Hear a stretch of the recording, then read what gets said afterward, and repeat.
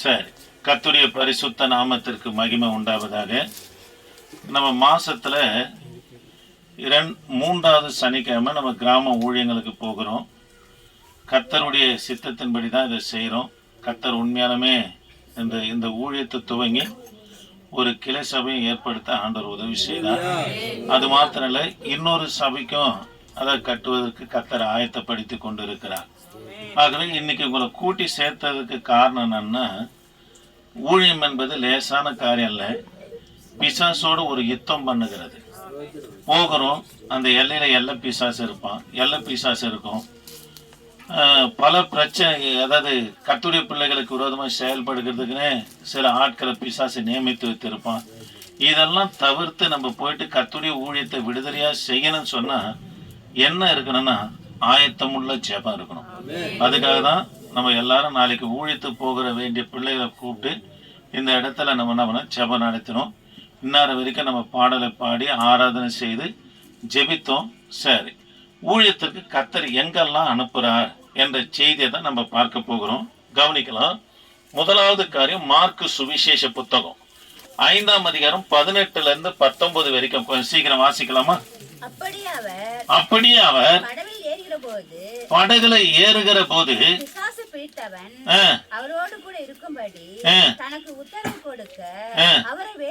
அவரை வேண்டிக் கொண்டான். இயேசு அவனுக்கு, நீ உன் இனத்தார் இடத்திற்கும் உன் வீட்டிற்கும் போதும். கவனிக்கலாம். இங்க ஆண்டவர் ஒரு மனுஷனுக்கு விடுதலை கொடுக்கிறார். லேகியோன் என்று சொல்லப்படுகிறது. கவனிக்கலாம். ஆண்டவர் போகிறாரு. ஒருவனாலும் அடக்க முடியாத, சங்கிலிகளால் கட்ட முடியாம இருக்கிற அவன் பிரேத கல்லறையில, அதாவது தன்னை நிர்மாணப்படுத்தி தன்னை காயப்படுத்தினவன இருக்கிறான் ஒரு மனுஷன். அவனிடத்துல போன உடனே அவனை பார்த்து ஆண்டவர் கேட்கிறாரு. அவன் வந்து சொல்றான் ஆண்டவரை பார்த்து, ஆண்டவரே என்னை வேதனைப்படுத்துவா வந்தீர், காலம் வருவதற்கு முன்பதாக என்னை ஏன் வேதனைப்படுத்துற அப்படின்னு சொல்லி ஆண்டவரை பார்த்து கேட்ட உடனே கர்த்தர் கேட்கிறாரு, உன் பெயர் என்னன்னு கேட்கிறார். மூல மொழியில உன் பெயர் என்னன்னு சொல்லப்படல, நீங்க எத்தனை பேர் இருக்கிறீர்கள் என்று சொல்லப்பட்டு இருக்கிறது. சில ஊழியக்காரங்க பிசாசு பிடித்திருக்குன்னு பார்த்து, நீ யாரு, எங்க இருந்து வந்த, உன் ஊர் என்ன, உன் பேர் என்ன அப்படின்லாம் கேட்பாங்க. தேவ பிள்ளைகளே, பிசாசு இடத்துல நம்ம பேசக்கூடாது. ஏவலமா பேசுனதுனால தான் தோட்டத்தை விட்டு வெளியேற வேண்டிய ஒரு சூழ்நிலை நம்ம காணப்பட்டது. ஆக கர்த்தருடைய பிள்ளைங்க பிசாசை துரத்துவதற்கு கர்த்தர் நமக்கு அதிகாரம் கொடுத்திருக்கிறார். இயேசுவின் நாமத்துல போகணும். அல்லேலூயா. அத போயிட்டு விசாரிச்சுக்கின்னு அது வீட்டுக்கு நான் விருந்துக்கா போறேன் இல்லையே. அதை இயேசுவின் நாமத்துல போனா போகும்படியா கர்த்தர் செய்வார். இப்ப ஆண்டவர் கேட்கிறாரு, நீ எத்தனை பேரும் கேட்டதுக்கு காரணம் என்னன்னா, நீ உன் பெயர் என்ன என்று கேட்டதுக்கு காரணம் என்னன்னா, நீ எத்தனை பேர் என்று கேட்கிறார்.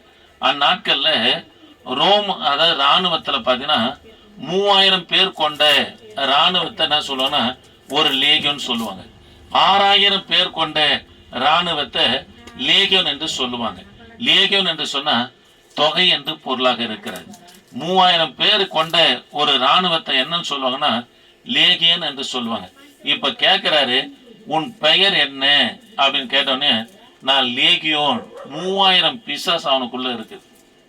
எத்தனை பிசாசு? 3000 பிசாசு அவனுக்குள்ள இருக்குது. கர்த்தர் சொல்றாரு, இயேசு அவனை என்ன பண்றாருன்னா, அந்த ஆவியை அவனை விட்டு போகும்படியா கட்டளையிட்டோடனே அந்த 3000 பிசாசும் கோரசா ஆண்ட இடத்துல கேக்குது, ஆண்டவரே எங்களை அந்த பண்டிகள் கூட்டத்துல அனுப்பிடும் சொன்னோடனே ஆண்டவர் அனுப்புறாரு. பாருங்க, பண்டிகள் கூட்டத்துல போனோடனே பன்றி கம்மியா இருக்குது, அதாவது பிசாசு அதிகமா இருந்ததுனால அது அலகழிச்சு எங்க போய் விழுந்து சாகுது, அதாவது கடல்ல விழுந்துனா சாகுது. அந்த மனுஷன் விடுதலையான பிற்பாடு அவன் வந்து ஆண்டவரிடத்துல கேட்கிறான், ஐயா நான் உங்களோடு வரேன், உன்னோடு கூட இருக்கிறேன், உன்னுடைய ஊழியத்தை செய்கிறேன் என்று ஆண்டவரிடத்துல உத்தரவு கேட்ட உடனே ஆண்டவர் சொல்றாரு. பாருங்க, அந்த 19ஆம் வசனத்தை சொல்றாரு, உன் இனத்தார் இடத்திற்கும் உன் வீட்டுக்கும் போய் என்று அனுப்புகிறார். தேவ பிள்ளைகளே, முதலாவது ஊழியமே நமக்கு எங்க இருக்குதுன்னா நம்முடைய வீட்டுல தாங்க இருக்குது. ஆமாங்க, முதல்ல நம்முடைய வீட்டை என்ன பண்ண ஆதாயப்படுத்தணும். ஒரு நிமிஷம். லாக் ஆயிடுச்சு பாருப்பா. கவனிக்கலாம். அந்த பிசாசு பிடித்திருந்தவன் விடுதலை ஆன பிற்பாடு ஆண்டவரை பார்த்து கேட்கறான். ஆண்டவரே, நான் உம்மோடு வரப்போறேன், உம்முடைய ஊழியத்தை செய்ய போகிறேன் என்று சொன்ன உடனே அதுக்கு கர்த்தர் அவனை என்ன பண்ணனா, நீ எங்க போ, உன் இனத்தார் இடத்திற்கும் உன் வீட்டுக்கும் போ என்று கர்த்தர் அனுப்புகிறார். ஆமே. தேவ பிள்ளைகளே, முதலாவது ஊழியமே நமக்கு எங்கன்னா நம்முடைய வீட்டுல தாங்க நம்முடைய ஊழியம். ரட்சிக்கப்பட்ட மனைவியா இருப்பார்லன்னா தாம் புருஷனும் பிள்ளைகள் என்ன பண்ண ஆதாயப்படுத்தும். ரட்சிக்கப்பட்ட சகோதரி சகோதரனா இருப்பார்லன்னா தான் கூட பிறந்த சகோதரனையும் அதாவது தாய் தகப்பன என்னன்னா ஆதாயப்படுத்துவர்களாய் காணப்படும். இல்ல ரட்சிக்கப்பட்ட புருஷனா ரட்சிக சபைக்கு வராரு, மனைவி சபைக்கு வரல, பிள்ளைகள் சபைக்கு வரலன்னா அவங்க முதலாவது அவங்களுடைய வேலையை என்னன்னா முதல்ல எதை ஆதாயப்படுத்தணும், குடும்பத்தை என்ன பண்ண ஆதாயப்படுத்தணுங்க. தேவ பிள்ளைகளை முதலாவது கர்த்தர் எங்க அனுப்புகிறார்னா பாருங்க, உன் வீட்டுக்கு உன் இனத்தார் இடத்திற்கு என்ன பண்ணு போ என்று கர்த்தர் அனுப்புகிறார். நம்ம குடும்பத்தை கர்த்தருக்குள்ள ஆதாயப்படுத்தாத வரைக்கும் நம்மளால சமாதானமா ஊழியம் செய்யவே முடியாது. போயிட்டு நம்ம சத்தியம் சொன்னேன்னு வச்சுங்களேன், உன் புருஷனை குடிக்கிறாமா, ஏமா புருஷனை பார்த்து சொல்லுவாங்க, உன் பொன்னாட்டி போய் திருத்த பாருப்பா, அவன் வாய் பெருசாகுதுன்னு. தேவ பிள்ளைகளை முதலாவது நம்மளை கர்த்தர் எங்க ஊழியத்துக்கு அனுப்புறான்னா உன் வீட்டுக்கு உன் இனத்தார் இடத்துக்கு தான் கர்த்தர் அனுப்புகிறார். அதனால முதல்ல நம்முடைய குடும்பத்தை ஆதாயமா, முதல்ல நம்முடைய ஊழியமே நமக்கு எங்கன்னா நம்முடைய வீட்டுல தான் நம்முடைய ஊழியம். வீட்டுல உக்காஞ்சி குடும்ப ரட்சிப்புக்காக நம்மனா பாரப்பட்டு ஜெபிக்கணும். ஆண்டவரே என் குடும்பத்தை ரட்சிங்க, என் குடும்பத்தை ரட்சிங்கன்னு சொல்லி நீங்க குடும்பத்தை ஆதாயப்படுத்திட்டீங்கன்னா உங்களை கர்த்தரு, அதுதாங்க ஊழியமே. அதெல்லாம் சொல்றான் அந்த மனுஷன். ஆண்டவர் என்ன அபிஷேகம் பண்ண உடனே 2003 கர்த்தர் என்ன அபிஷேகம் செய்த உடனே முதலாவது நான் செய்த ஒரு காரியம் என்னன்னா, எங்க சொந்தக்கார வீட்டுக்கெல்லாம் இப்போ நான் போறதில்லை. கவனிக்கலாம், என் சொந்தக்கார வீட்டுக்கெல்லாம் நான் இப்பவும் போறதில்லை. எனக்கு அப்பத்துல இருந்து கூச்ச சுபாவம் போக மாட்டேன், இப்பவும் போறதில்லை தான். ஆனா என்னை கர்த்தர் அபிஷேகம் பண்ணோடனே முதல்ல நான் யாருக்கு போய் சத்தியத்தை சொன்னேன்னா எங்க சொந்த பந்தங்களுக்கு போயிட்டு சத்தியத்தை சொன்னேன். சத்தியத்தை பைபிள் எடுத்துன்னு ஒவ்வொரு வீட்டுக்கும் போனேன். எங்க அம்மா பேர் முனிமா பையன் வந்து இருக்கிறான் பாருன்னுவாங்க. இல்லைன்னா எங்க அப்பாவை நத்தக்கண்ணான்னுவாங்க, நத்தக்கண்ணன் பையன் வந்து இருக்கிறான் பாருன்னுவாங்க. போயிட்டு அவங்களுக்கு உட்காந்து ஆண்டவரை பத்தி சொல்ல ஆரம்பிச்சேங்க. ஆண்டவர் பார்த்துங்கிறாரு, அவங்க கேட்கறாங்களோ இல்லையோ நம்முடைய இனத்தார் இடத்துக்கு நம்ம வீட்டிற்கு முதலாவது நம்ம சத்தியத்தை விதைக்கணும். பாருங்க, அது போல சொன்னங்க. ஆண்டவர் பார்த்துனுக்கிறாருங்க. சில நாட்களுக்கு பிற்பாடு போய் பார்க்கும்போது எல்லாரும் பைபிள் எடுத்துன்னு ஒரு கல்யாணத்துக்கு போறாங்க. எங்க சொந்தக்கார கல்யாணத்துக்கு போன எல்லாரும் பைபிள் எடுத்துன்னு வராங்க. எல்லாரும் தேவனை ஏற்றுக்கொண்டு இருக்கிறாங்க. இப்போ முதலாவது கர்த்தர் நம்ம எங்க அனுப்புகிறாரு, நம்முடைய இனத்தார் இடத்திற்கும் வீட்டுக்கு தான் கர்த்தர் அனுப்புகிறார். நம்ம குடும்பத்தை ஆதாயம் பண்ணலன்னா நமக்கு பரலோகத்தை கூட கர்த்தர் தர மாட்டார். முதல்ல உங்களுடைய ஊழியமே எங்கதான் இருக்குது, வீட்டுலதான் இருக்குது. ஆமே. சரி, இரண்டாவது கர்த்தர் எங்க அனுப்புகிறார்னா பட்டணத்தின் தெருக்களிலும் வீடுகளில் என்ன பண்ண அனுப்புகிறார். லூக்கா சுவிசேஷ புத்தகம் 14ஆம் அதிகாரம் 15 - 21 வரைக்கும் நீங்க வாசித்து பார்ப்போம்னா எல்லாரும் கவனிங்க. நீங்க 21ஆம் வசனத்தை மட்டும் வாசிங்க. நான் சம்பவத்தை சொல்லிடுறேன், நேரம் ஆகுது. இருங்க கவனிக்க. யூதருங்க பாத்தீங்கன்னா அதாவது விருந்துக்கு என்ன பண்ணுவோம், முதல்ல அழைப்பு கொடுப்பாங்க. போட்டு அழைப்பு கொடுத்துட்டு விருந்து எப்போ நடக்குதோ அன்றைக்கு என்ன பண்ணுவாங்கன்னா போயிட்டு எல்லாத்தையும் ஆயத்தம் பண்ணிட்டு என்ன பண்ணா, இப்போ முதல்ல எப்படி அழைப்பு கொடுப்பாங்கன்னா போவாங்க. அதாவது ஒரு வாரத்துக்கு பிற்பாடு இன்ன தேதியில இந்த நாள்ல எங்க வீட்டுல விசேஷம் நடக்க போகுது, அந்த விருந்துக்கு வாங்கல் என்று சொல்லி முதலாவது என்ன பண்ண அழைப்பு கொடுப்பாங்க. அழைப்பு கொடுத்த உடனே கவனிக்கலாம். அழைப்பு கொடுத்த உடனே அதோட விட்டுட மாட்டாங்க. என்னைக்கு அந்த வீட்டுல விசேஷம் நடக்குதோ, திருமணமா இருக்கட்டும், பிறந்த நாளா இருக்கட்டும், என்ன விசேஷம் நடக்குதோ அன்னைக்கு என்ன பண்ணுவாங்கன்னா விருந்தெல்லாம் ஆயத்தம் பண்ணிட்டு யாருக்கெல்லாம் அழைப்பு கொடுப்பாங்களோ அவங்களுக்கு தான் ஊழியக்காரனை அனுப்பி கூடும்படியா அனுப்புவார். இப்போ விருந்துக்கு அழைக்கப்பட்டவர்களுக்கு விருந்து ஆயத்தம் ஆயிடுச்சு, அனுப்பும்படியா கூட்டின்னு வரும்படியா ஊழியக்காரனை அனுப்புறார். ஒரு மனுஷன் சொல்றான், ஐயா நான் வயலை வாங்கி இருக்கிறேன், அதனால நான் என்ன பண்ண முடியாது, வர முடியாதுன்ட்டான். இன்னொரு மனுஷன் சொன்னா, நான் 5 ஏறு மாடு வாங்கி இருக்கிறேன், அதை சோதிக்கும்படியா போகிறேன் அப்படின்னு சொன்ன அவனும் வர முடியாதுன்னு சொல்லிட்டான். இன்னொரு மனுஷன் சொல்றான், நான் திருமணம் செஞ்சிருக்கிறேன், ஆகவே நாம் என்ன பண்ண முடியாது, வர முடியாது அப்படின்னு சொல்லிட்டான். தேவ பிள்ளைகள், ஒரே ஒரு காரியத்தை மாத்திரம் சொல்றேன், ஒரே ஒரு காரியத்தை மாத்திரம் உங்களுக்கு சொல்றேன். திருமணம் செஞ்சவன் விருந்துக்கு போக கூடாதுன்னு இல்லை. நியாயப்பிரமாணம் என்ன சொல்லப்பட்டு இருக்குதுன்னா, ஒரு வருஷத்துக்கு அவன் எங்க போக கூடாது, புதுதா திருமணம் செஞ்சவன் யுத்தத்துக்கு போக கூடாதுன்னு தான் இருக்குதே தவிர விருந்து உபசரிப்புக்கு போக கூடாதுன்னு இல்லை. இவன் வரல. காரணம் என்ன, அவங்க எங்க எதுக்கு வர்றதுக்கு ஆயத்தம் இல்லை, விருப்பம் இல்லைன்னா, ஆண்டவர் ஏற்படுத்தின விருந்துக்கு அழைப்புக்கு விருந்துக்கு உபசரிப்புக்கு வர்றதுக்கு என்ன இல்லைன்னா அவனுக்கு மனதில்லை, ஆயத்தம் இல்லை. அதனால அந்த எஜமான் என்ன பண்ணனா, தன் ஊழியக்காரன் அனுப்பி, நீ பட்டணத்தின் தெருக்களிலும் வீதிகளிலும் போயிட்டு அங்க யாரு இருக்கிறாங்க, குருடன் இருக்கிறான், சப்பானி இருக்கிறான், பிச்சைக்காரன் இருக்கிறான், அவனை போய் என் விருந்துக்கு அழைத்து கொண்டு வா என்று சொல்லுகிறார். ஆமே. தேவ பிள்ளைகளை கவனிக்கலாம். எத்தனையோ பேரு தேவையோடு கூட இருக்கிறாங்க, தெருக்களில வீதிகளில தேவையோடு இருக்கிறாங்க, சமாதானம் இல்லாம இருக்கிறாங்க, குடும்பம் பிரிஞ்சு இருக்குது, சண்டைகளோடு இருக்கிறாங்க, சுகம் இல்லாம இருக்கிறாங்க, வாழ்க்கையில சுவை இல்லாம இருக்கிறாங்க. அவங்களுக்கு கர்த்தருடைய வார்த்தை வேணும். அதனால்தான் ஆண்டவர் சொல்றாரு, முதல்ல கர்த்தர் எங்க அனுப்புறாரு, இனத்தார் இடத்துக்கும் வீட்டுலதான் உனக்கு ஊழியம் என்று சொல்லுகிறார். 2வது வீடை ஆலயப்படுத்திட்ட பிற்பாடு நம்முடைய ஊழியம் எங்கன்னா எங்க இருக்குதுன்னா, தேவ பிள்ளைகளை தெருக்களிலும் வீதிகளிலும் கர்த்தர் நம்ம அனுப்புகிறார். ஆமே. எங்க அனுப்புறாரு, தெருக்களிலும் வீதிகளிலும் கர்த்தர் நம்மனா அனுப்புகிற தேவனாக இருக்கிறார். அப்ப 2வது நம்மள கர்த்தர் எங்க கிராமங்களுக்கு போனோன்னு எங்க போறோம், போனோன்னு நான் என்ன சொல்லுவேன்னா, கொஞ்ச நேரம் நம்ம நாடகம் நடிக்க போறோம், எல்லாரும் கேட்டு முடிஞ்ச பிற்பாடு ஆளுக்கு ஒவ்வொரு தெருக்கு போங்கன்னு சொல்றதுக்கு காரணம் என்னன்னா, தெருக்களில் ஆயத்தமான ஜனங்க இருக்கிறாங்க. ஆமாங்க, பரிகாசம் பண்ணுவாங்க, இகைற ஜனங்கள் இருக்குது, நம்மளை எதிர்க்கிற ஜனங்கள் இருக்கிறாங்க. அதை குறித்து நம்ம கவலைப்படவே கூடாது. தேவை உள்ள மக்கள் இருக்கிறாங்க, அவங்களிடத்துல நம்ம போக முடியாது. 2வது கர்த்தர் எங்க அனுப்புறாரு, தெருக்களிலும் வீதிகளிலும் நம்மனா ஆண்டவர் அனுப்புகிறார். 3வது தேவ பிள்ளைகளை கிராமங்களுக்கு கர்த்தர் நம்மனா அனுப்புகிறார். மத்தேயு சுவிசேஷ புத்தகம் 21ஆம் அதிகாரம் 2ஆம் வசனத்தை நீங்க வாசித்து பார்ப்பனா, ஆண்டவர் சொல்றாரு, நீங்க போங்க, உங்களுக்கு எதிர்க்க இருக்கிற கிராமங்களுக்கு போங்க, அங்க வாசிங்கம்மா உங்களுக்கு எதிர்க்க இருக்கிற கிராமங்களுக்கு போங்க, போன உடனே கட்டியிருக்க காண்பீர்கள், கொண்டு வாருங்கள். ஒருவன் உங்களுக்கு எதிரிலும் சொன்னால் இவைகள் கவனிங்க. 2வது தேவ பிள்ளைகளை ஆண்டவர் எங்க அனுப்புறான்னா கிராமங்களுக்கு அனுப்புகிறார். முதல்ல வீட்டுக்கு அனுப்புறாரு, 2வது எங்க அனுப்புறாரு, தெருக்களிலும் வீதிகளிலும் அனுப்புகிறாரு.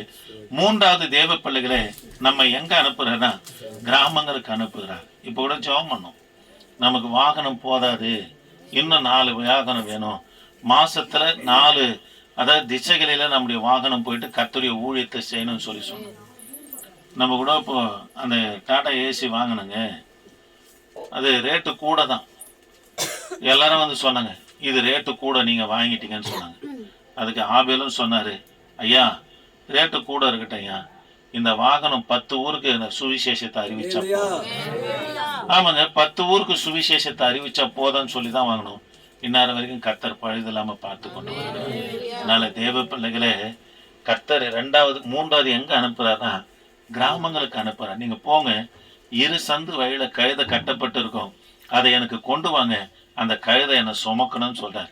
யாராகிலும் கேட்டா அது யாருக்கு வேணும், எனக்கு ஆண்டவருக்கு வேண்டும் என்று சொல்லுங்க, ஒருவனும் உங்களை தடை செய்ய மாட்டான்றார். கிராமங்கள் கர்த்தருக்கு வேணும். ஆமாங்க, கிராமங்கள் கர்த்தருக்கு வேணும். 3வது கர்த்தர் நம்மளை எங்க அனுப்புகிறாரு, கிராமங்களுக்கு அனுப்புறாருங்க. அதனாலதான் சபையில இருந்து சுவிசேஷம் போலன்னா அந்த சபை தனக்குத்தானே கனி கொடுக்கிற சபை, அந்த சபையை கர்த்தர் நேசிக்க மாட்டார். ஏதோ நடக்கும், அது செத்த சபையா தான் இருக்குமே தவிர கனி கொடுக்கிற சபையா இருக்காது. நம்முடைய சபையில இருந்து பாருங்க, கிராமங்கள் கிராமங்களுமாய் போயிட்டு சபையை ஸ்தாபிக்கணும், கிராமங்கள் கிராமங்களாய் போய் சுவிசேஷத்தை அறிவிக்கிற பிள்ளைகளா நம்ம இருக்கணும். ஆமே. அப்போ 2வது கர்த்தர் 3வது கர்த்தர் எங்க அனுப்புறாருன்னா கிராமங்களுக்கு கர்த்தர் அனுப்புகிறார். ஏன்னா அந்த கிராமம் கர்த்தருக்கு தேவை. அங்க இருக்கிற ஜனங்கள் கர்த்தருக்கு தேவை. கேட்டா சொல்லுங்க, அது யாருக்கு வேணும்? கர்த்தருக்கு வேணும். உங்களை தடை செய்ய மாட்டான் என்று சொல்றார். ஆனால் இங்க கூட ஆரம்பத்துல வந்தாங்க. நாங்க அப்பெல்லாம் நம்ம கிட்ட வண்டியில வாடகை ஆட்டோவை வச்சு தான் வந்து நிற்போம். எல்லாரும் நாங்க செஞ்சுட்டு போயிட்டு அந்த தெரு முனையில நிக்கிறோம். ஒருத்தர் வந்தார், இப்படி ஆடிக்கினே வந்தார். ஏய், நீங்க எப்படி எங்க கிராமத்துக்கு வரலாம் அப்படின்னாரு. ஒரு அம்மா என்னவையா சொன்னிச்சு. ஒரு அம்மா சொன்னிச்சு, எப்பா நீ ஏன் கத்துற? எங்க வீட்டுக்கு ஜெபிக்க வந்துக்கிறாங்க. ஐயா எங்க வீட்டுல உடம்பு சரியில்லை, ஜெபம் பண்ணுங்கன்னு சொல்லி கூட்டினார்ல. காரணம் என்ன? இந்த கிராமம் கர்த்தருக்கு தேவை. ஆமாங்க, இந்த கிராமம் கர்த்தருக்கு தேவை. அதனால 3வது கர்த்தர் எங்க அனுப்புகிறாரு? கிராமங்களுக்கு அனுப்புகிறார். 4வது பாத்தீங்கன்னா, அதாவது தொலைவிடத்துக்கு கர்த்தர் நம்ம அனுப்புகிறார். மார்க்கு சுவிசேஷ புத்தகம் 16ஆம் அதிகாரம் 15ஆம் வசனத்தை வாசிக்கலாம். பின்பு அவர்களை நோக்கி நீங்க உலகமெங்கும் போய் போதும் கவனிக்கலாம். ஆண்டவர் உயிர் தெழுந்து போவதற்கு முன்பதாக, பரமேறி போவதற்கு முன்பதாக தம்முடைய சீஷர்களை அழைத்து ஆண்டவர் சொன்ன கட்டளை என்னன்னா, நீங்க உலகமெங்கும் புறப்பட்டு போய் அநேகரை சீஷராக்கி பிதா குமரன் பரிசுத்த ஆவி நாமத்தினால என்ன பண்ணு, ஞானஸ்தானம் கொடு என்று சொல்லுகிறார். தேவ பிள்ளைகளை 4வது காரியம், தொலை தூரத்துக்கு கர்த்தர் நம்மளை அனுப்புவார். ஆமாங்க, சபையில இருந்து மிஷினரிங்க போகணும். மிஷினரிகளை சபை தாங்கணும். தொலை தூரத்துக்கு நம்ம சபையில இருந்து ஊழியத்துக்கு ஜனங்கள் போகணும். நீங்க பிள்ளைகளா ஏதோ உட்காந்து இருக்கிறீங்கன்னு சொல்லி நினைக்காது. கர்த்தருடைய வார்த்தை நீங்க கேட்கறீங்கன்னா ஏதோ கர்த்தர் உங்க மேல ஒரு திட்டத்தை வைத்திருக்கிறார். ஆமாங்க, உங்க பிள்ளைகள் மேல கர்த்தர் ஒரு திட்டத்தை வைத்திருக்கிறார். உங்க பிள்ளைகள் மிஷினரிகளா புறப்பட்டு போகணும். கர்த்தருடைய ஊழியத்தை தூர தேசத்துக்கு சுமந்துக்கிற போகணும். இதுதான் கர்த்தர் விரும்புகிற காரியம். அல்லேலூயா. தொலை தூரத்துக்கு எனக்கு ரொம்ப விருப்பம். நம்முடைய சபையில இருந்து வெளிநாடுகள்ல போயிட்டு ஊழியம் செய்யணும், வட மாநிலங்கள்ல போய் ஊழியம் செய்யணும், ஆந்திரா பகுதியில போயிட்டு ஊழியம் செய்யணும்னு ஆசை. கர்த்தர் அப்பேற்பட்ட பிள்ளைகளை எழுப்பணும்னு சொல்லி நான் ஜெயிச்சுக்கிறேன். அதனால தேவ பிள்ளைகளை 4வது காரியம் எங்க போனோம்? தொலைவிடத்திற்கு என்ன பண்ணா கர்த்தர் அனுப்புகிறார். ஆமென். அப்ப 1வது கர்த்தர் எங்க அனுப்புறாரு? வீட்டிற்கு போய் என்று அனுப்புகிறார். 2வது பட்டணங்கள் இருக்கிற தெருக்களுக்கும் வீதிகளுக்கும் போய் என்று அனுப்புகிறார். 3வது கிராமங்களுக்கு போய் என்று அனுப்புகிறார். 4வது தொலைவிடத்திற்கு போய் என்று கர்த்தர் நம்மை அனுப்புகிறார். ஆமென். அதனால இங்கேயே மாத்திரம் நம்முடைய ஊழியம் பக்கத்து கிராமங்கள் இராதபடி தொலை தூரங்களுக்கும் நம்ம போக பிரயாசப்பட வேண்டும். நம்முடைய பிள்ளைகளை அனுப்ப நம்ம ஆயத்தமா இருக்கணும். தொலைவிடங்களுக்கு, அதாவது முதல் மிஷினரி வேதாந்தத்துல யார் தெரியுமா? ஆபிரகாம் தான் முதல் மிஷினரி.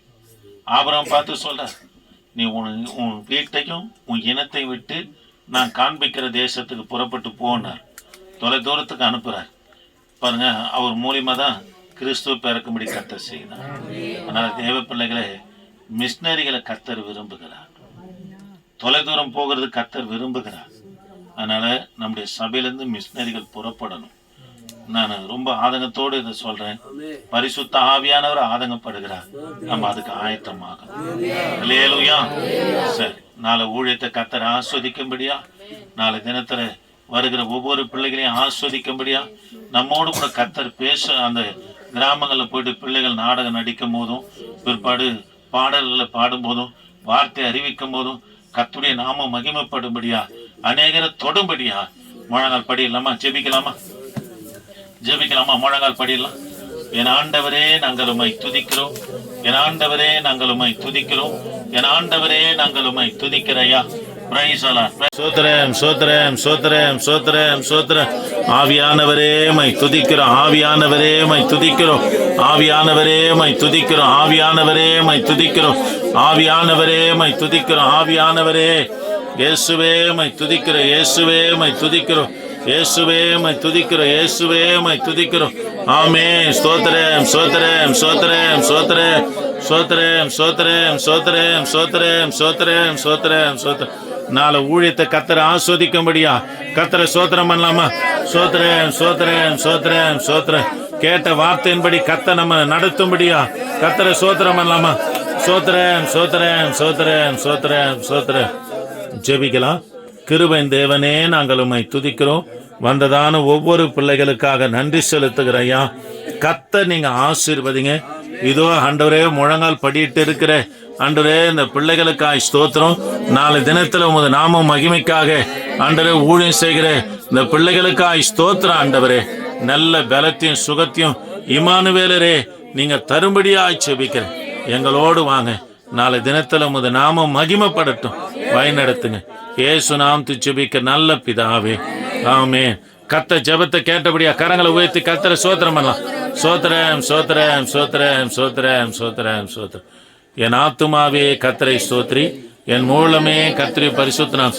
என் ஆத்துமாவே கர்த்தரை ஸ்தோத்ரி, அவர் செய்த சகல வர்மர. ஆமென். சோத்திரம் சோத்திரம் சோத்திரம் சோத்திரம் சோத்திரம்.